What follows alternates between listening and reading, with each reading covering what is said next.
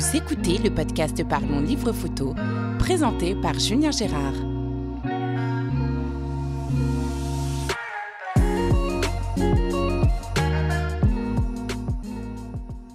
Bonjour et bienvenue sur ce nouvel épisode du podcast Parlons Livre Photo. Je suis très content ce soir, j'enregistre à Strasbourg dans ma ville natale qui me manque tellement depuis le sud de la France. Alors je ne suis pas tout seul, je suis avec Olivier Hanauer qui va peut-être me taper sur les doigts si j'ai écorché son nom de famille. Vous savez tous les auditeurs que ma spécialité est d'écorcher les noms de famille, qu'ils soient alsaciens ou d'ailleurs. Donc Olivier, on est dans sa très belle galerie à la Petite France à Strasbourg. Bonjour Olivier. Bonjour Julien. Alors tu es l'auteur du livre Strasbourg depuis les toits et moi, mais avant de parler de ton livre, j'aimerais que l'on parle un petit peu de ton parcours avant la photo, parce que je crois, si je ne dis pas de bêtises, que ça ne fait pas si longtemps que ça que tu fais des photos. Alors non, ça fait... Alors déjà pour le nom de famille, c'était parfait. Donc, yes. Pas d'inquiétude là-dessus, c'était bon. Pour revenir sur mon parcours, oui, il est assez frais. On va dire que ça fait à peu près 6 ans. 6 ans vraiment où je travaille la photographie, où j'ai débuté. Je suis passé par tous les parcours photographiques, enfin parcours dans les choix de les styles, puisque j'ai fait du social comme de l'artiste. Et donc ça m'a permis vraiment de découvrir toutes les facettes du monde photographique et de choisir ce que j'aime, à savoir le côté artistique. D'accord, alors on reviendra sur le côté photo tout à l'heure, parce que dans le podcast, ce que j'aime bien aussi, c'est que les gens puissent découvrir un peu qui est le photographe en dehors de la photo. Donc qu'est-ce que tu as fait un peu avant la photo ? Alors avant la photo, j'ai fait une formation de cuisinier. Donc, c'est ce que ta femme me disait. Voilà, je suis cuisinier depuis l'âge de 16 ans, donc ça fait trop longtemps. Mais j'ai pratiqué, on va dire, une vingtaine d'années. Et j'ai eu quelques soucis de santé. Donc par sécurité de l'emploi, en fait, je me suis mis dans la fonction publique. Et j'ai basculé, suite à ces problèmes, et suite à plusieurs opérations du genou, j'ai basculé aux archives départementales. Donc je suis fonctionnaire. Et il a fallu que je trouve une passion qui remplace une autre, puisque la cuisine, j'ai dû l'arrêter suite à ça. Et j'ai découvert le monde de la photo à travers d'abord des photos de foot, puisque j'étais éducateur sportif et les parents me demandaient de photographier les gamins. Et donc c'est comme ça que ça a démarré, vraiment par plaisir, par découverte. Et c'était quand ça à peu près ? 2014-2015, donc j'ai commencé à faire des clichés pour le club. Puis après, la Ligue de foot m'a demandé des clichés de plusieurs matchs. Donc ça s'est développé jusqu'à rentrer dans le monde professionnel, puisque j'ai intégré les stades de Ligue 1 pour photographier le club du Racing Club de Strasbourg. Ok, c'est cool. Tu voyageais un peu pour suivre les matchs ou non, c'était exclusivement sur Strasbourg ? Non, exclusivement sur Strasbourg. L'idée, c'était de couvrir l'Alsace par rapport à la Ligue de foot d'Alsace. Et voilà, et c'est comme ça que j'ai un peu, on va dire, appris les techniques de sortir du monde automatique et d'apprendre un peu plus en mode manuel. Voilà. Alors on parle pas trop matos en général dans le podcast, mais si tu faisais des photos de foot, tu devais avoir des sacrément gros objectifs. Alors non, j'ai démarré avec un 70-200 classique, ce qui me permettait, bon après, c'était pour de la diffusion web, donc je pouvais cropper. Ouais. À volonté, et enfin à volonté, sans abuser, mais ça me permettait d'être assez proche des joueurs sans trop abuser. Et non, j'ai jamais investi dans une très grosse optique pour le sport. Comment c'est venu cette passion de la photo ? Paysage. J'ai eu un beau-père qui m'a transmis un réflexe. Mon premier réflexe, c'était un D60 Nikon. Vraiment l'entrée de gamme que toute personne peut acquérir. Et c'était dans le but d'un voyage en Écosse.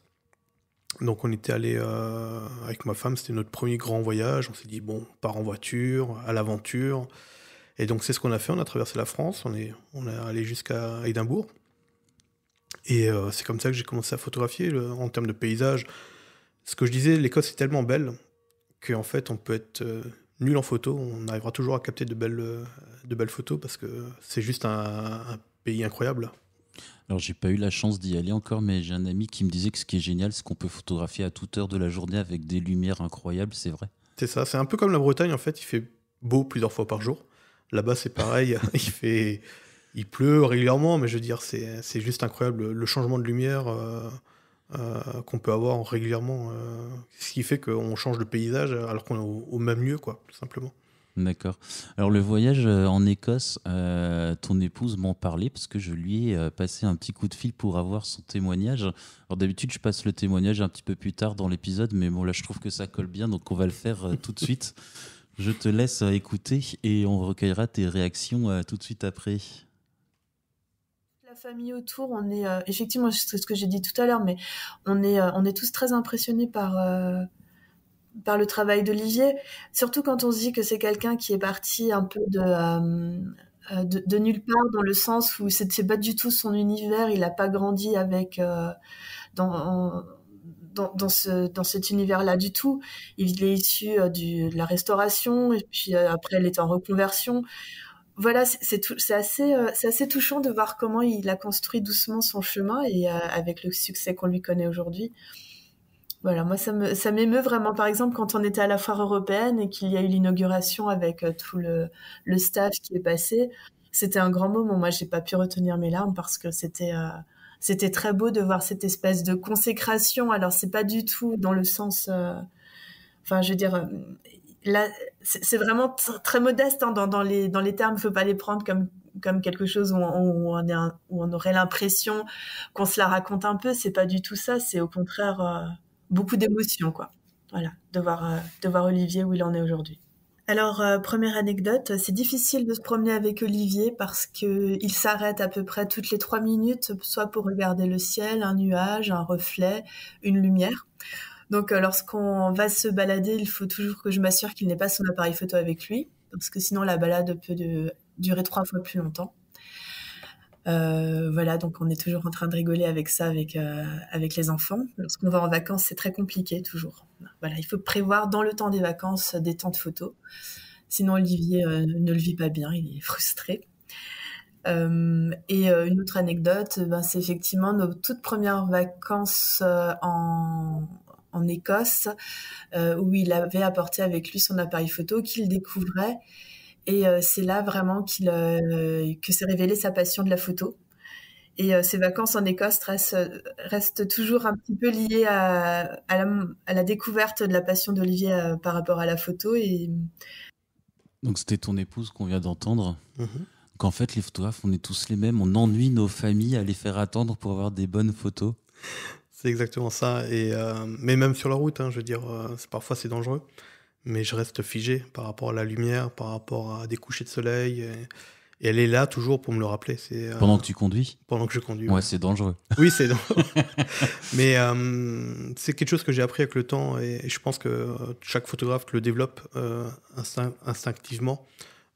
Cette recherche systématique de nouveaux points de vue, etc. Je pense que voilà, ça devient un réflexe naturel chez chaque photographe. De voir la vie avec un cadre.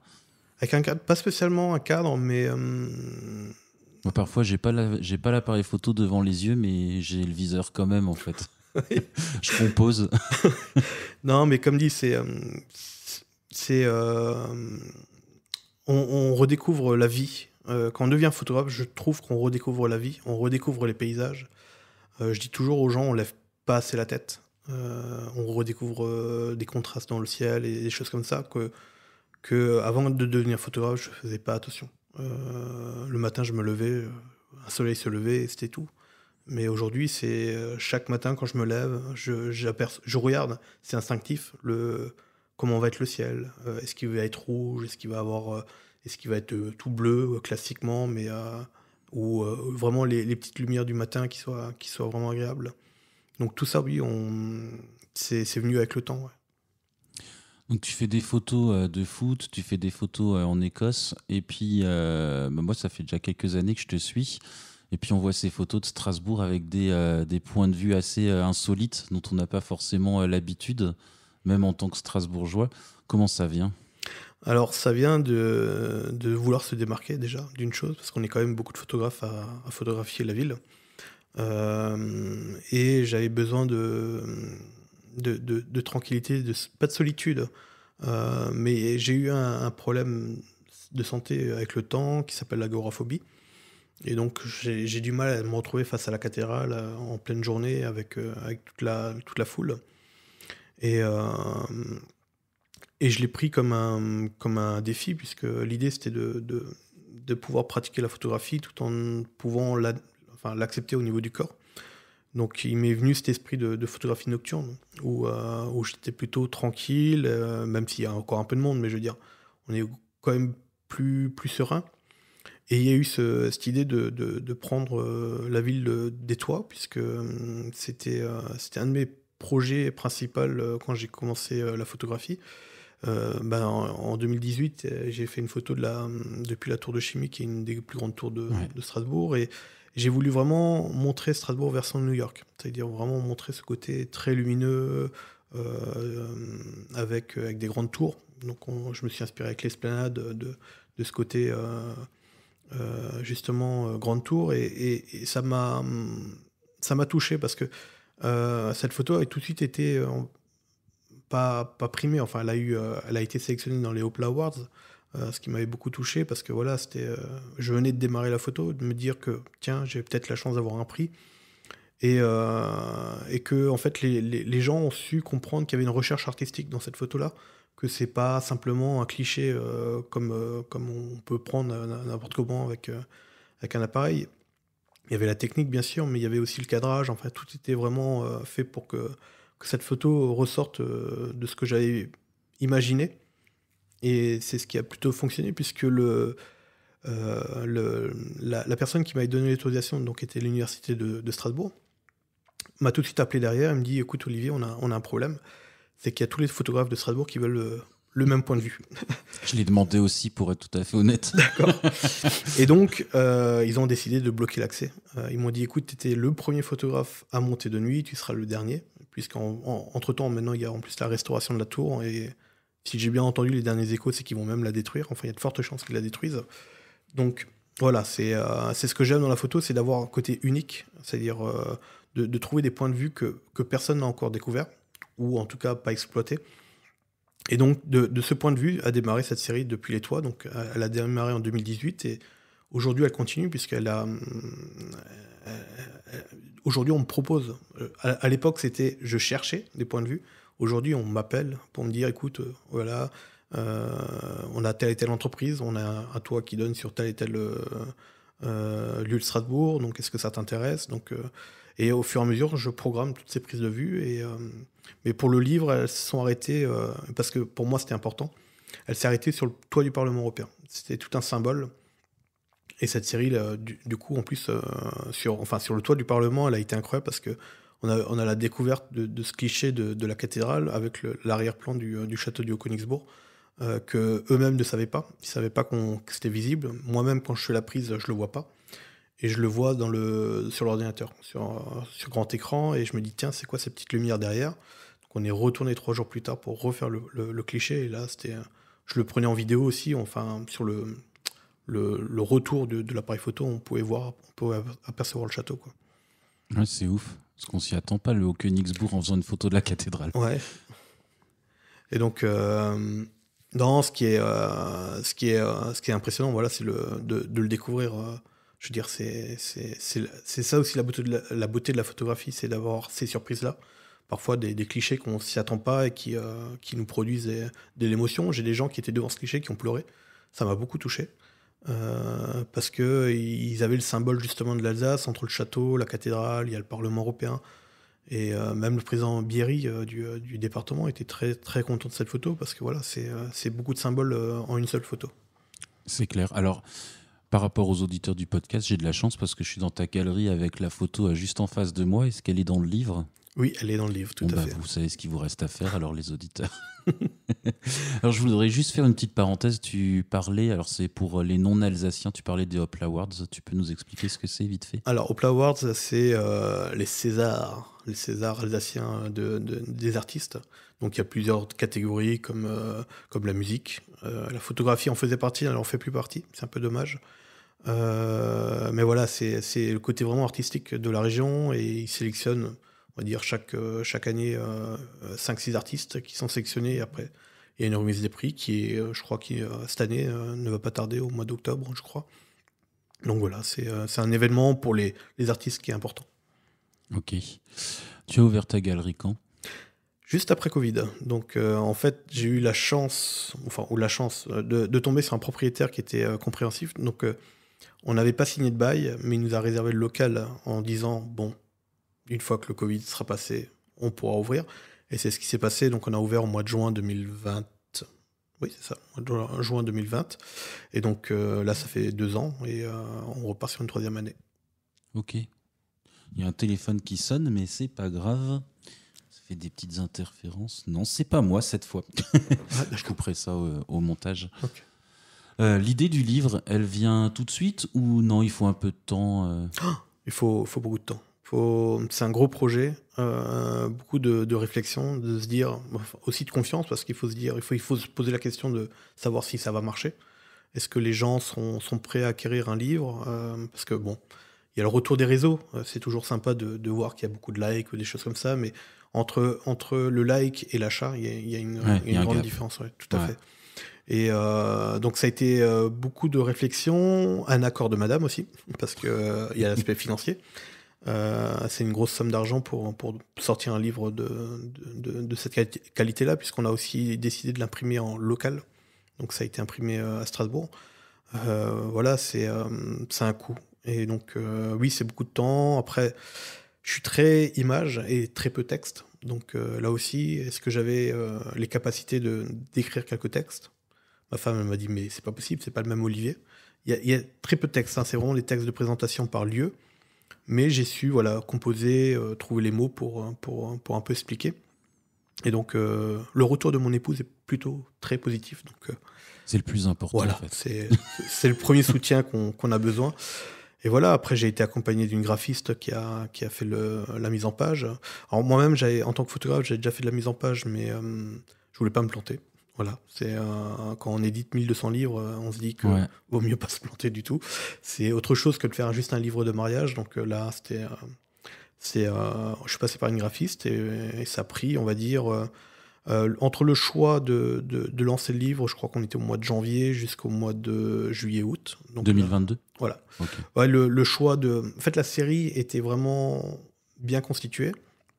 Mais on a voulu, j'ai accéléré en fait de janvier jusqu'à juin, j'ai vraiment accéléré les prises de vue pour vraiment avoir, on va dire, pas de la quantité, mais je voulais pas qu'il y ait que de la cathédrale. Je veux dire, alors la cathédrale à Strasbourg, c'est un peu comme la Tour Eiffel à Paris.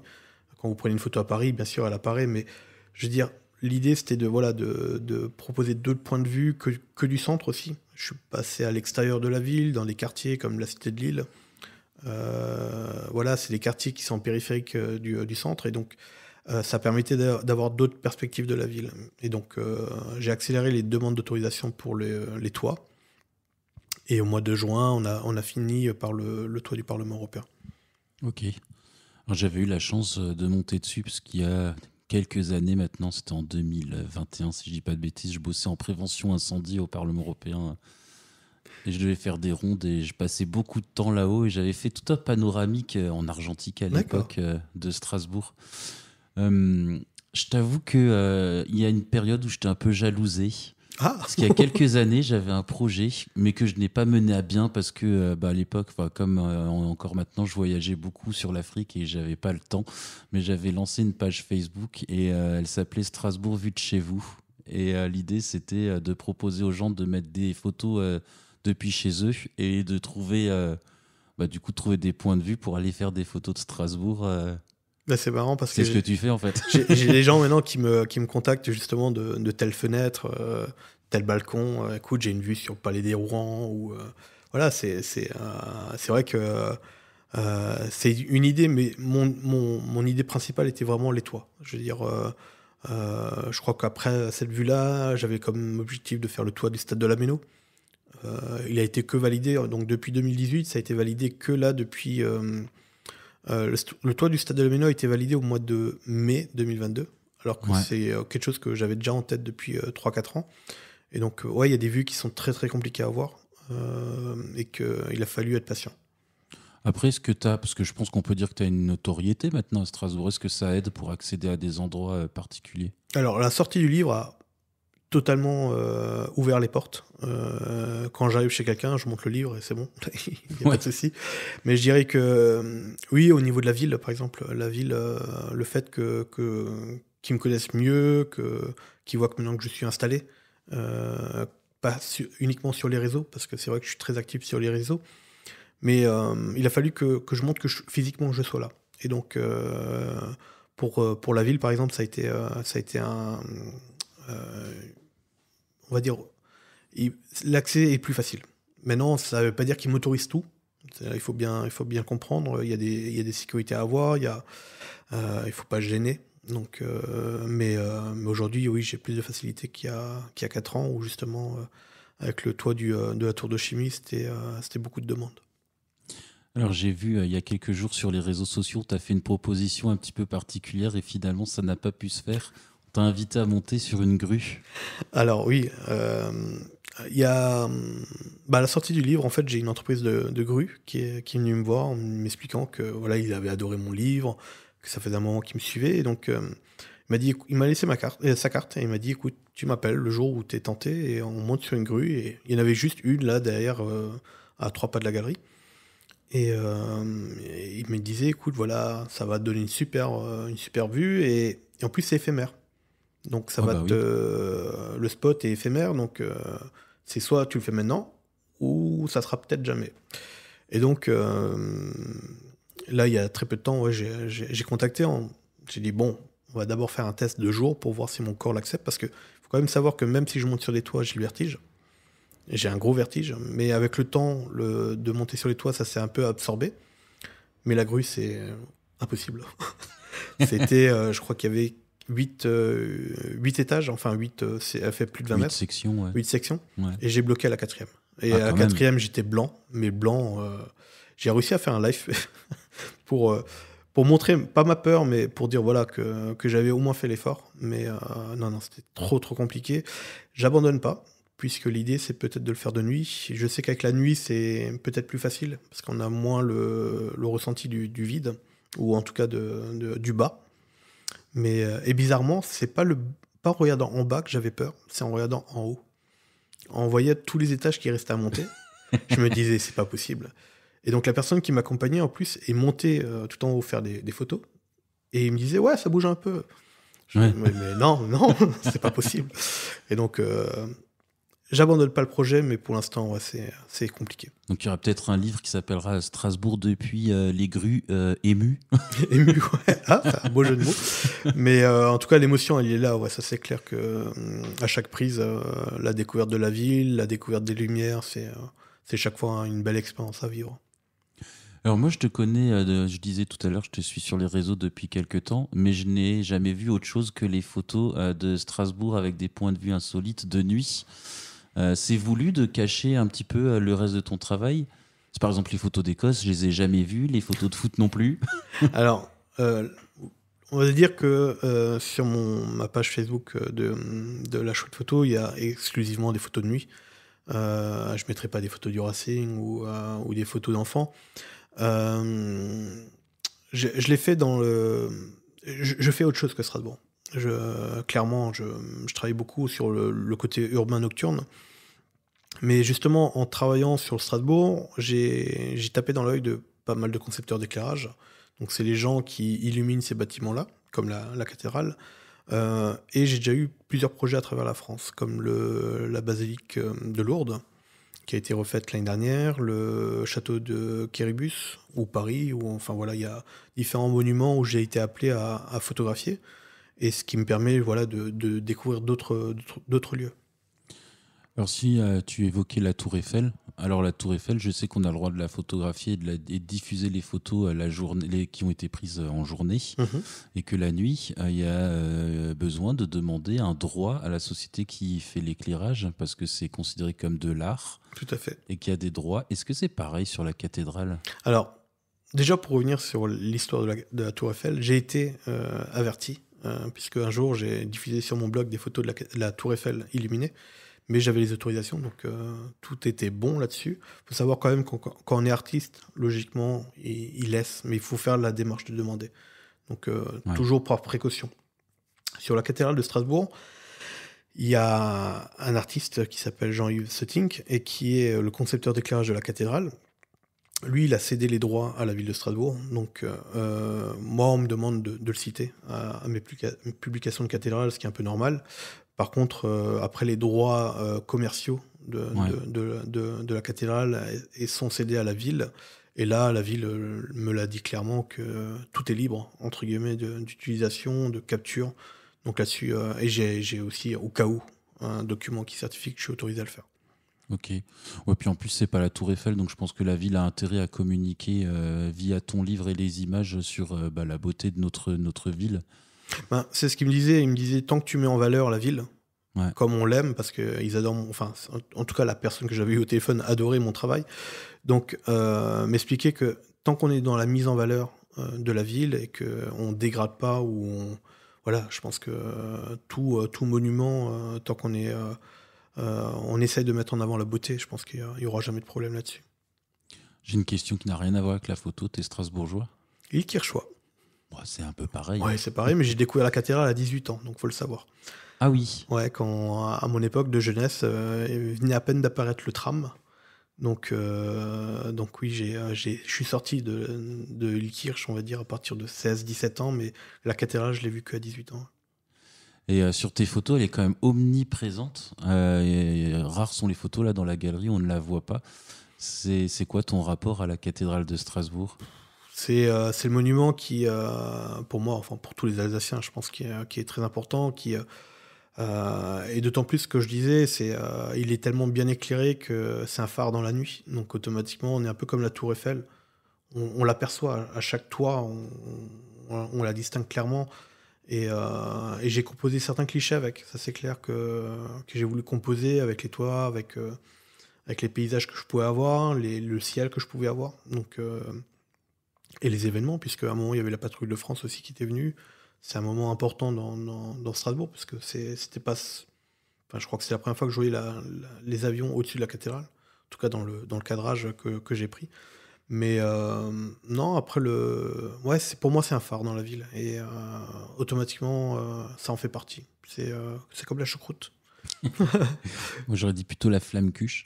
Ou la flamme-cuche, mais je crois que c'est les 3 C. Je sais plus, il y avait une histoire de 3 C ou 4 C, la cathédrale, la choucroute et... Non, le club, c'est un K. Mais il y a le Racing Club de Strasbourg, il y a un C dedans. Ouais, c'est ça.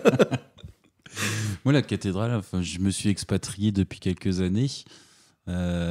Strasbourg me manque, et la cathédrale, quand j'arrive à proximité de Strasbourg et que je la vois déjà de loin, parce qu'on la voit de loin, c'est beaucoup d'émotions à chaque fois, en fait, de la revoir, de retrouver ma ville. Bah, même au bout de 2 jours, hein, je veux dire, quand je quitte mon travail, parce que maintenant j'habite Fegersheim, mais c'est vrai que lorsqu'on passe devant, voilà, j'ai besoin de la regarder, je peux pas passer sans tourner la tête, c'est impossible. Et il y a cette rue Mercière qui est incroyable, je veux dire, voilà, et de l'autoroute, c'est la première chose qu'on voit en arrivant à Strasbourg. Ouais, surtout quand on vient depuis Paris.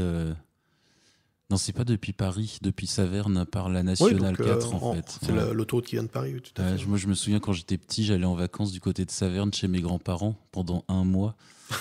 Et puis quand on rentrait sur l'autoroute, là, on voyait juste la cathédrale. C'était cool. Avec l'église Saint-Pierre-le-Jeune, avec ce dôme vert qui sort. Ouais. Non, ce qui est impressionnant avec cette cathédrale aussi, c'est que toute la ville autour est restée assez basse finalement. Et du coup, elle sort... ça a été ma crainte sur certains moments entre le quartier de la Presqu'île et André Malraux, justement, où il y a eu des grandes tours qui ont été construites. Mais c'est vrai que dans le cœur de la ville, il n'y a pas de grandes tours, donc on la voit assez facilement. D'une rue à l'autre, en passant, en se promenant, on peut d'un coup se retrouver figé avec ce grand monument face à nous. Et c'est ce que j'aime aussi de temps en temps en photographiant la ville d'en bas, c'est qu'on peut l'apercevoir de plusieurs petites ruelles et avec des belles perspectives. Mais non, comme dit, c'est le monument de l'Alsace, je dirais même. Ouais, parce que c'est pas le cas pour toutes les cathédrales. Hein. Si on regarde la cathédrale de Reims... ça reste un beau monument. C'est un beau... Non, mais ça, j'ai pas dit le contraire, mais par contre, on la voit pas d'aussi loin, en fait. Elle est un peu noyée dans les immeubles de la ville, je trouve. Mais je pense qu'on a la chance d'avoir l'autoroute qui passe dans cet axe-là, qui permet de voir. Après, il y a le secteur Haute-Pierre aussi, où on arrive où on a cet axe où, je sais pas si tu connais, où il y a le lever de soleil qui touche la flèche, que je fais. D'ailleurs, c'est très bientôt. J'ai toujours raté, mais je t'inviterai. Mais je crois que c'est bientôt, c'est au mois d'octobre. Donc, c'est 2 fois par an, c'est mars et octobre. Et donc, on a le soleil qui passe dans l'axe de l'autoroute, donc dans la voie des voitures, plus on voit la pointe de la cathédrale. Et on a ce soleil qui passe dans la flèche, du coup. Et ce qu'on appelle le Strasbourg Henge, comme à Paris, je crois, ils ont l'Arc de Triomphe. Ouais, Pareil, il y a le soleil qui passe. Donc, c'est plusieurs villes comme ça qui ont cet événement-là, on va dire. Et donc, c'est des endroits où on fait que d'admirer cette cathédrale, quoi. On va parler un petit peu du bouquin. Ouais.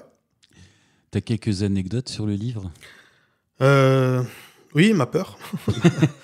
La peur, jusqu'au dernier moment, en fait. Jusqu'au dernier moment, on ne sait pas. On ne sait pas ce que ça va donner.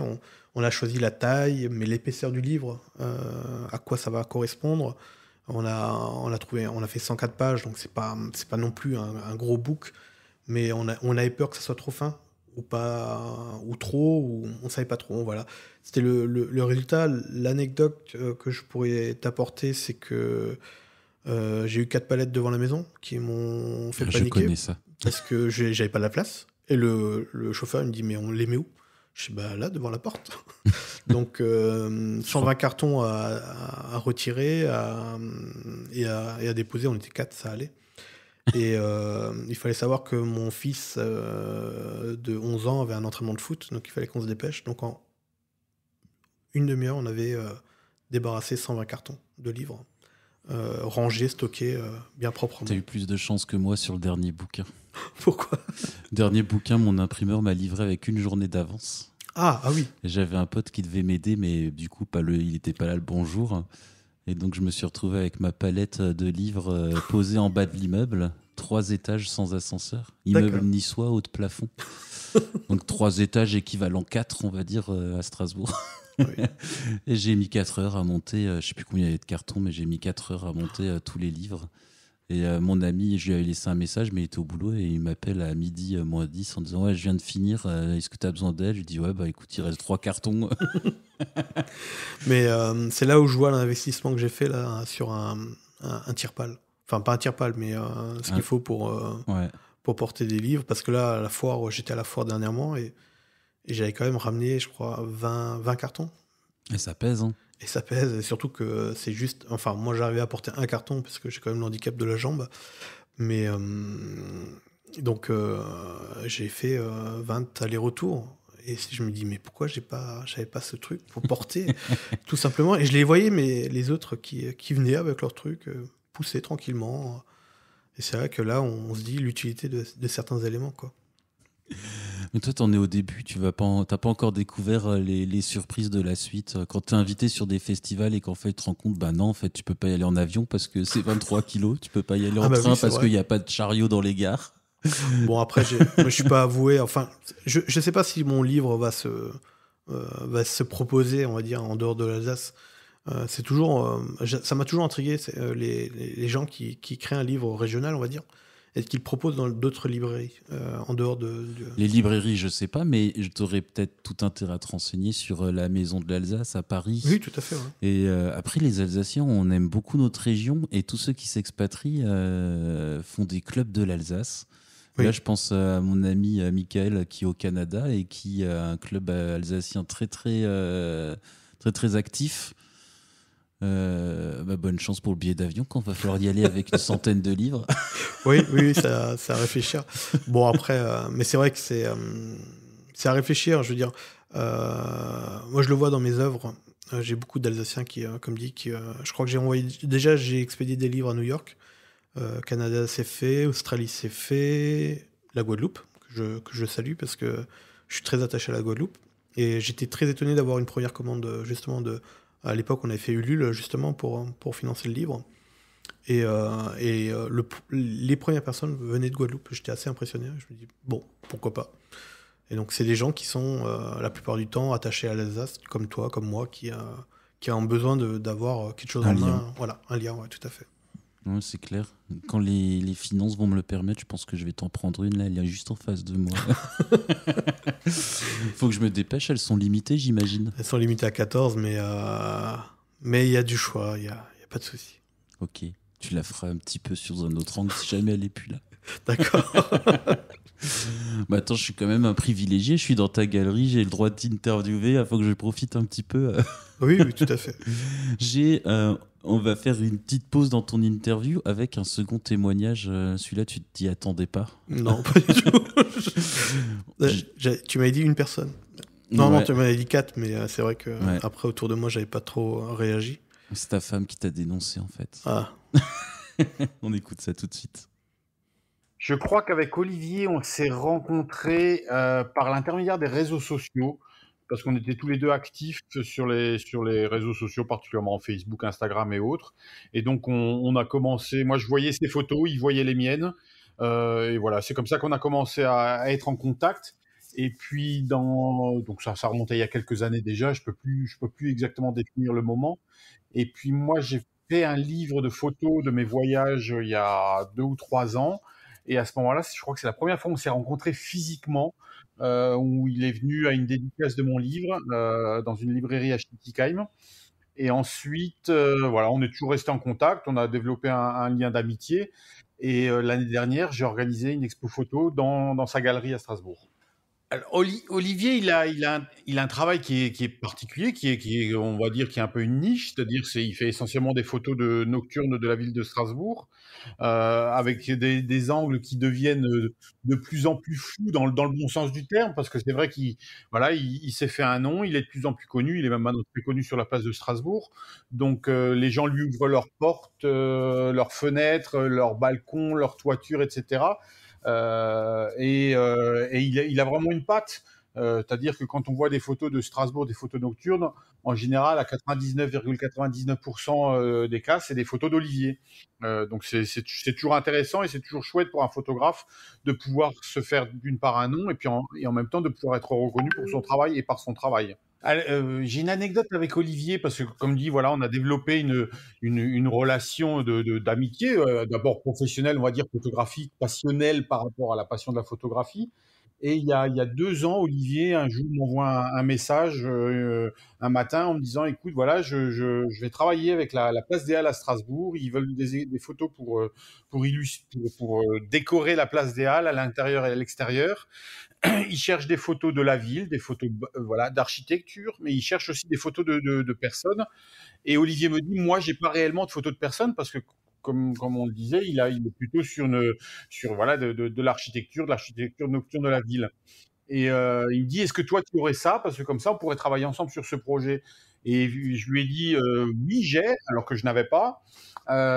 J'ai pris mon appareil photo, donc on était en fin de matinée, un mercredi, quelque chose comme ça. Je suis allé en ville pendant 2 heures, j'ai tourné en ville, j'ai fait des photos de personnes dans la ville, etc. J'ai renvoyé ça avec Olivier. Olivier m'a dit, c'est super.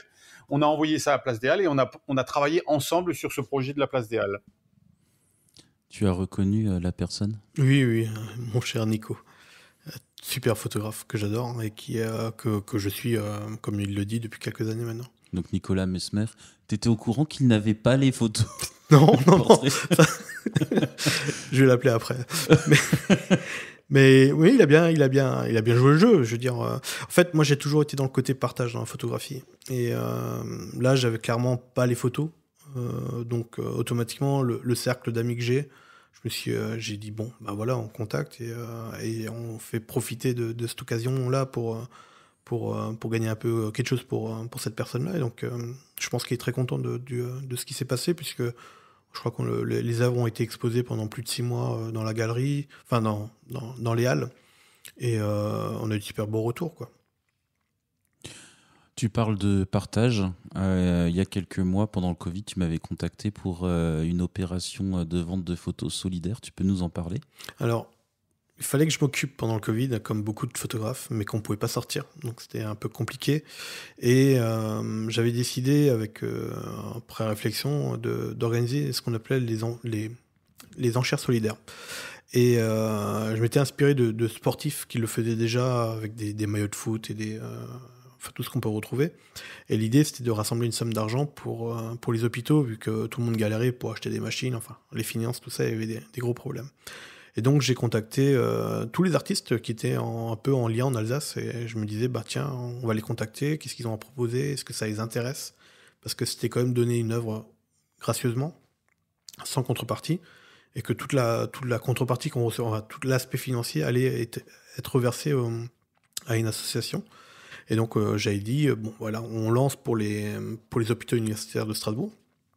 Et donc j'ai eu, je crois, une vingtaine d'artistes qui m'ont suivi. Et on a atteint 10 000 euros, ce qui a permis un beau financement pour les hôpitaux. Et suite à ça, on a continué. Donc il y a eu, pendant Covid, il y a eu l'action pour les hôpitaux. On a fait ensuite pour les Vélos du Cœur, qui était une association qu'on a créée pendant le confinement. Puisque suite à ça, enfin, pendant le confinement, j'ai décidé de rejoindre les enfants qui faisaient des maraudes dans les rues pour donner à manger aux sans-abri. Donc on avait créé cette association avec des cyclistes qui travaillaient pour Uber Eats et toutes les marques de livraison. Et donc on avait donc soutenu cette association ensuite. Ensuite, on a fait la RAM, qui est une association pour les enfants malades du cœur. Enfin, non, cancer, pardon.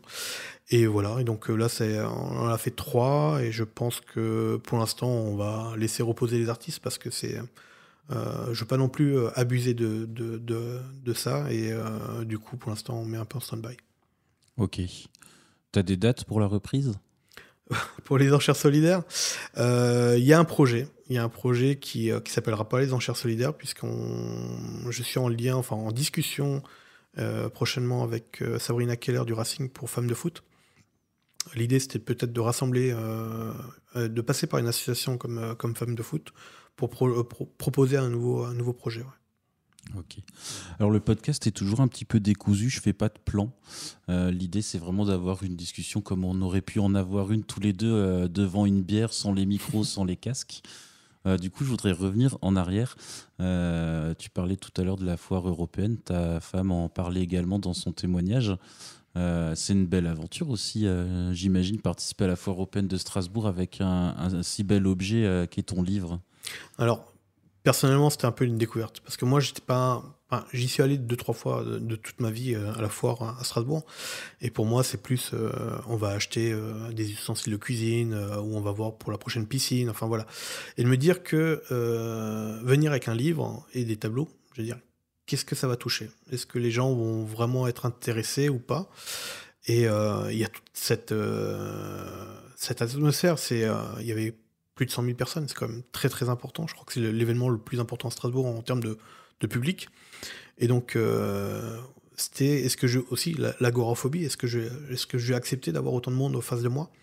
Et donc, ça a été une très très belle aventure, parce que je m'attendais pas à ça. Je m'attendais pas du tout à ça. On a écoulé 150 exemplaires de livres. J'ai beaucoup de gens c'est ça qui est bizarre. J'ai redécouvert des gens. Des gens que j'avais pas vus depuis 20-30 ans. Qui disent bah c'était là. Donc voilà. Donc c'est un moment de rencontre qui est important de tout public. C'est pas le même public qu'on a dans des galeries, clairement. On a tout budget, enfin voilà, c'est tout portefeuille, et voilà.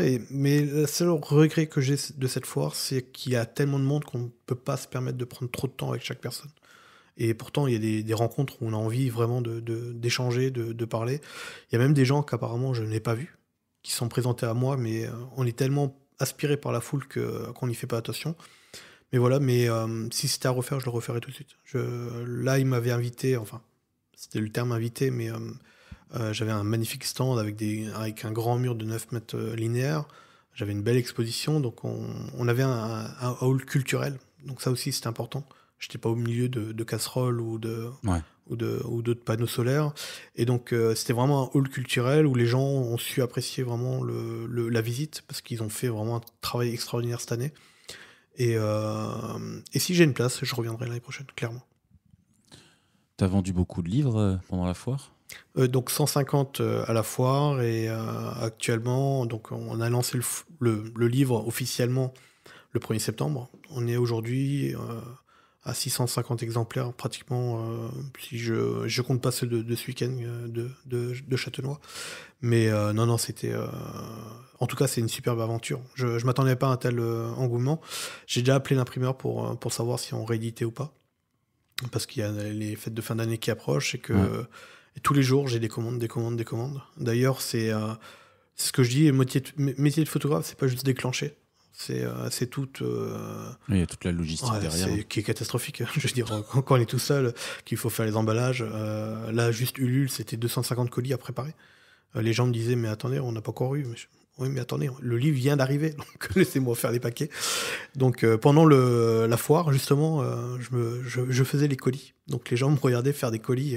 J'avais des gros tas. Tu faisais tes colis Ulule pendant la foire? Ouais. Parce que les gens râlaient. Ils disaient, mais attendez, à la foire, ils ont le livre avant nous. Je dis, oui, mais il est arrivé là, le 1er septembre, je sais pas, aller plus vite. Et au bout d'une semaine, j'avais tout fait. Donc sur les 10 jours, au bout d'une semaine, j'avais tous les colis étaient prêts.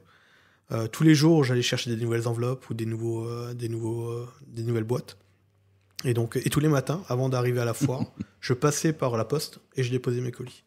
Donc, c'est énorme. Le métier de photographe, on ne s'imagine pas à quel point c'est énorme en termes de choses à faire à côté de juste apprendre à maîtriser un boîtier. Oui, on a toujours tendance à croire qu'on est des pouces-boutons. Oui. Mais il y a la partie commerciale, il y a la partie relationnelle, il y a la partie logistique, beaucoup d'informatique. Ouais. C'est clair que ça demande pas mal de compétences pour une seule personne. Oui, ce que je disais il n'y a pas longtemps encore, c'est qu'on peut être le meilleur photographe du monde. Si on n'a pas d'autres talents à côté qui complètent ce métier-là, on ne s'en sort pas. Moi, je pense qu'on le voit en plus dans les photographes qui marchent. Ils font tous, ils ont tous des casquettes différentes en fait. Oui, tout à fait. J'ai des amis qui sont très bons photographes, très mauvais commerciaux et ça marche pas en fait. C'est le problème de beaucoup de photographes. C'est malheureux, mais c'est voilà. Mais il faut être comptable aussi.